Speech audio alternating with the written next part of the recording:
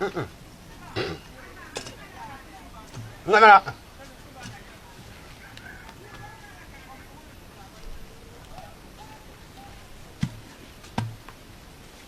Anya tu fu ba do ka tembe tendang. Tinya ba de kala tira nyu siya do na hete ba. O bora yin tikita pinga tu fu yan ko to take o kala nyawana daya. O take te ti o ko o de ngatu o de ti o kala ya. Na bo le jono bo no ko la de ti to ko kon ti bo ba. To kala take mun ti yo.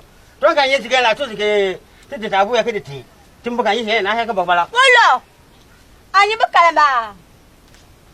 Anya ba kala ba. Atele de te piya. Unyi ta ga bi ba kala ya. Kala mo ko bu to ba kala ndo ma bu ka cha ba kala ndo. Be te se ba ya. E bu ko be ya kwa ka le na. Na take bu ko be ya ba ya. Ma bu ka. Kan to se bu ko be ya ba. Anya ke kamar bu ko be ya ba ta te ko bara. Aya ngak na ku do. Ke aka ke ade bala la ke tu yang ke la gan be ya de na tara. Ma bu ka le ke, ma bu ka le to, ma bu ka le to kan ya to an ko ya. Ai le ga je bu Ma bu ka le asu to. Wo. Ba. asu Ana kan glu. Koi. asu tu do pungulo na sama ba. Engkau, koi, ni sama kan pe, engkau, koi. Kau kan ye kena makan gitu. Ya kau kan ye kena makan gitu. Begitu apa ya sejam bukan nak pakai nanti kumbu ya. Kan diken dah lah mah bangun yang sekali. Ada nama. Kia. Ai te ya futu ba. Ya tu bang wa pumuti, pumume. Engkau kena nyawi lega ka, ni tu bang. Begitu apa yang lah sekali bangun kumbu ya. Ya nanti kita bangun nama mana mana. Kan diken dah lah mah bangun yang sekali ada nama. Ai te ga futu ba na. Ne ga funu na. Mba tin to na. Hey kuna jaru ba fo. Lu ata tado, lu afisa. Asina ngaba. La tur ben pum na be ke jo. Kiti ba bon ko ganye. Kan gen dai, lafiyan dai. Ka be le wala tuya indila dase. Ba tudu. To mama, ta ta woli diye. Tum. Atfu. At point ke fil. Te ba ga pene. Nu gwa mu yare, mba ta mu yare mba. Kai. Faju.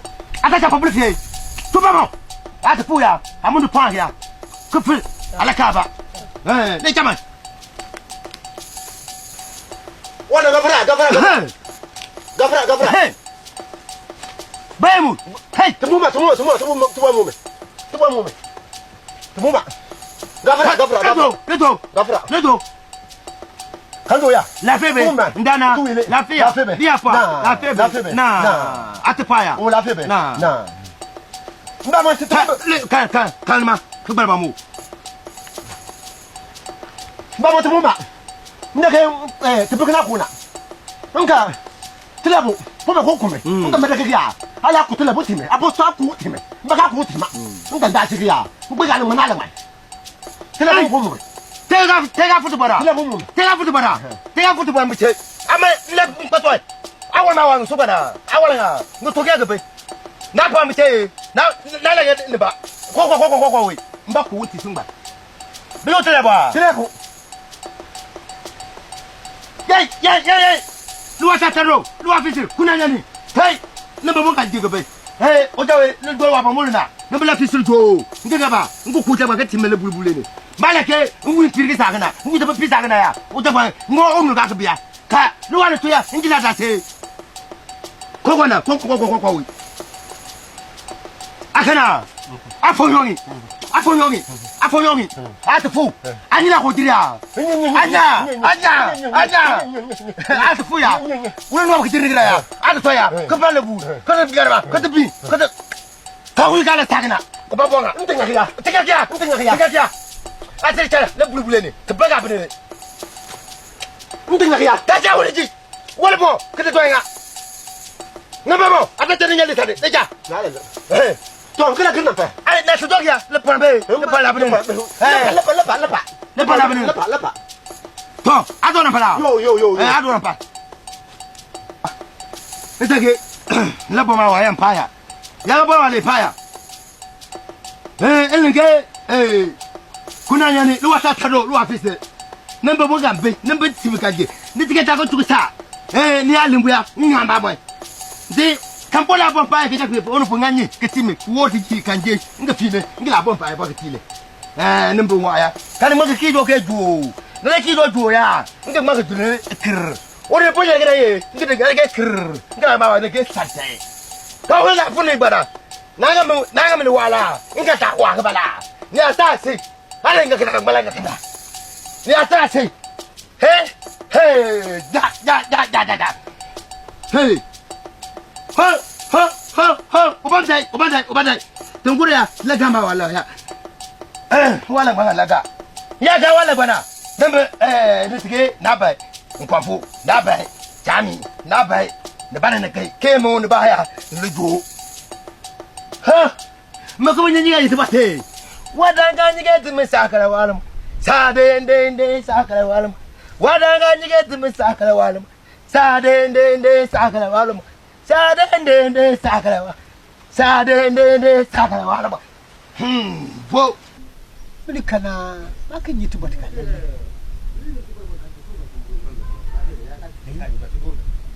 Danga mat. Apa be? Na kwa. Le jame. Ndo pa. Ndo ya. Ngenche ya. La fe be. Dan. Na. To chenye. No won kala nya ka ga ka bai. Ga amudu mana. Kana ndo pa. La fe be. Na. Akai fuya uborle fu yenteke kitele biya ba borwa ya. To tinti fu kan tu fu gbangba ma be le kan tike ti dangala gba ku yeke tanga tema. Mpulu ka ki yenteke banka tike wole pu yemuna. Da de ku biya ba gade tina la ngati bana so yara ne sa yara. Anu ma bo. Henti gende da tigla tukusi. Anu ma bo ku bo ba. Be ne le ya. Na se ke mpu wo kimul. Wa ki no ba le ya. O pa nyal fi. Ngati na gulu wa gbanja ku wo ku. Aka Bijoti ku sana. kali bena le sen fi ma ba. Layo. Ongi me bla. Okay. Nyane. Mekegi. Kamu ko biya ku ku chwe wono. Tete kamba yero bwada ku wonya. Kamba yala agana. Ka wo ti jera. Nkawo. Asowara. Emi gbagba to ngena. Ai ka bagba ya gba. Nta gbagba na. Yada ubo ka fu yinta. Keteleke tetibi yaba. Kabido bekala ya. Kabido bo. To, nka gbagba na atepe le de abesa nka titi. Woman. La febe. Ya ja. Mbanja ngono nelge ko biya bot ba ti mangu. Ande kan panu ku ngene mani. Ntikege ya. Mala de ko biya tina. Ntike ba jompo abu ku deti. Ntofu ka pu pa gulki je ko gulku wa wa. Ko bu mbenje ya. Lagame. Nka ntike la de ko biya ati. Ade ko biya ti ya. Ala de ti ya. Male. Enti ala kabuna ka pe ki ba sa mu da ku nyokna. Obu ngba ti la ku ya. Ngofu wa oe. Wasa. Ngofu wa ngoni pi. O mela ka kwatian ya. O mela ba kwate. Ala sa so na kedinja ya de kame. Akampura. Ngoki da tustu ala sa so na kedinja de kame. Obu ngba sa ngofu. Uta sa ngofu. Ngofu to kama. Ndala to de mu na ke ya. Kebine ya de kanti. O tira ba be. Abela ka tu ke ga ja kwa. Tisabi ati mtere ti bikama. Anu so bora abu yanka ala gba ke ya. Kama no pu la fina. Bala mo sa ti be. Sanu kwa una sanu kwa fi. Obu kwa go fi. Sabi am bia ma sa jo ti lo yin ga de ko bianti. Ka aka anyun pe gbo. Ka mo ko bu ne fo wa fo. Ko kwa to ko han. Mbani ga sa no pa mo no ba. Ka ja ke ya. Sa la nga ti ba ka la ngba pi jan. Yi ko ba nya ko te pu ya. Bili to de na sa ko to ba ka bamba. E se ka sa so nwop. Ka jiri ka i wi tan ya. Na sa to na ka se ka be ka so ba mbele fi be tu we. Ba ti ka to ala ki jo. Ba tina ba ti ka boss ko ala ki ba ma. U kan ja dangala le ti ba de se ti ba kan ga tele bi no putiki. Ba la ti ba ta de bi no pu ba bi ade ti. Ka bi afi mo mo sa ki bi ba ngu de ka bele be. Amba Ba ti be du ko bi anti ka ala se gba ti ba ka gba na. Amba sa ka ta ka saka. Ana wa yitula ubola jopa al yitula ku bulu yikuna ubola jopa ku bulu yikuna asina ubola nika acha ka sa kin yele sopombo na wa yitu bulu da bulu kala kana na ala kan mayo an be ku kwabi ya mun dum ba abona bi do ti ma bu ka cha fu ka cha dai be kwabi ya ba la de tin nin cha la de ti me ya ka ka du Ma da tusa no bo duka ati to mu ge ba ga ma to bo ya.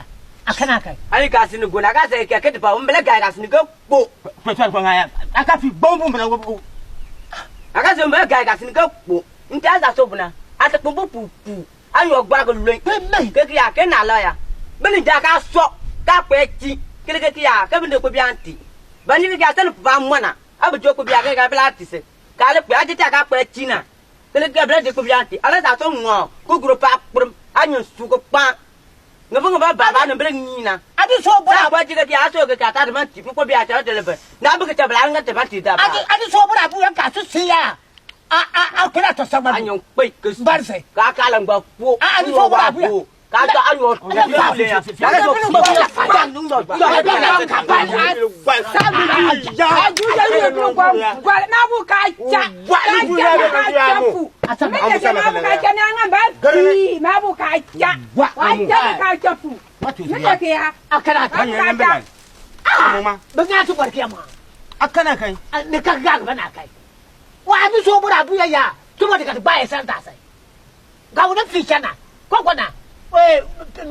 Wait, to fuck up good one, Emma. I don't know that I don't know as I told you. I told Abu, I'm talking about I can kill Alan Abiana.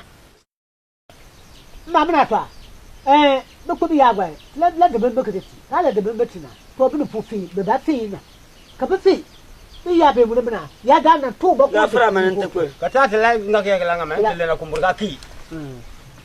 Blood them to have a good tea. No.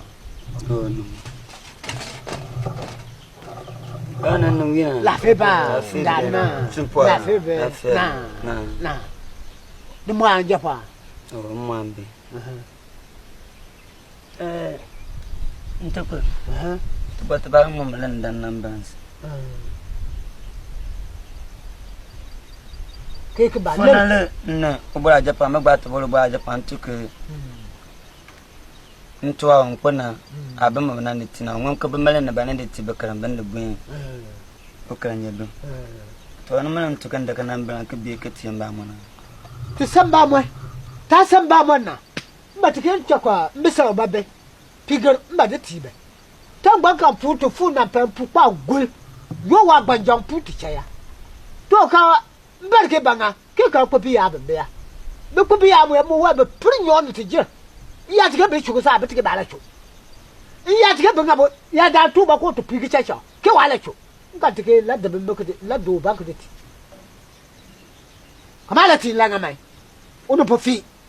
Enjoy. But the thing about it, and to put very over here to let the full Kumuraki. Eat while I want to not to bank a open bench and let you like it. Don't like but to go over the Pacaba. Interpret. Unia but to kiss Gillet to what take a mabaga gouge. My nick is interpret Gillet to what now. Get my interpret. Uniliable to what is unable to what listen to Kakia, Banganakana. My nick is interpreting at little what now. Come Pukaki Langama, Kapafi, Makalama, Upibana Budriani. Kankila Kala, Upi, Unidabolic Funi, Idabu, Ichani. It in a look way. In a look. Now I can take on the Putuka. Nediaja can make it to the captain of Natina Wonke. Unilampo, like a drabum tissy. Let Ina, Egina. Imu is legaimu. Ipi is legaipi. Diana ping and Angela into a doke. When the Bomakamago took a care into a yuja. Ikpama banga cake. Into a planet and no more precarious pack. Into a bed.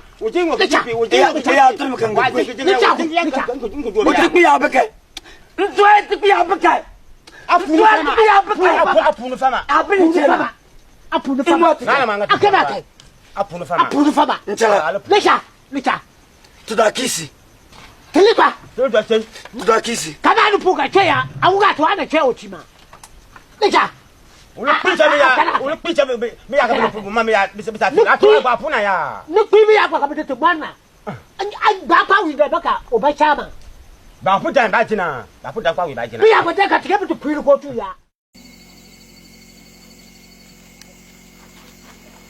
ago mbe na ko le do ka mo pojo ya bangati dikati kanjenga nyala dapa kuna bomo do kala ma mutena ntin ko do kala ka tombo me ni che ka ba mo choponga ko wonda ka njunju mala ndang ba si gana kanga de kende da kala ba na bi kar ma wani ka ba kana papa ya ba ma ka ba yasa ambe te mo me sa ke mpu ma wuli ta amba ba ile ke mba dada to kwen e jawa da kana tanga ma da che ke alan tremesi ka mba te tro ko mba da pui wa bo ya mo ka ma da chi kana pa ba ya